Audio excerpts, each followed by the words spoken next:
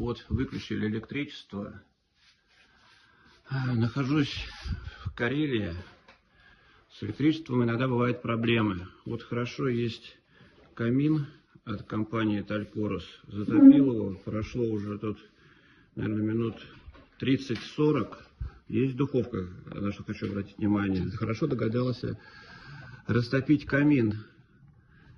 Сейчас засуну туда кашу. Вот уже процесс пошел кипения. Скоро будем кушать. Ребенку приготовил кашу. Он уже сидит, ест. Себе тоже уже поел. Так, продолжаем нашу эпопею об отсутствии электричества. Вот. Овощи для шакшуки. Уже процесс идет активно. Так, яйца закинули пару минут назад. Вот уже процесс какой. Вот у нас и кошка подошла. Сейчас будем... И я подошла. И ты подошла. Будем вытаскивать, что у нас тут получилось. Так. Все замечательно прожарилось. Ну-ка. Как нам надо. Желток. Угу.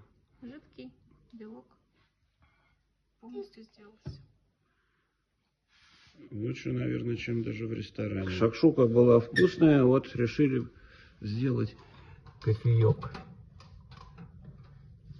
Сейчас сварим кофе, будем пить кофе.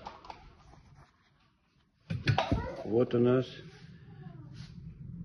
Ух ты, запотевает. И кофеек готов. Так, вот. Кофеек, приготовленный без электричества в духовом шкафу комбина Катарина, производство компании Талькорос.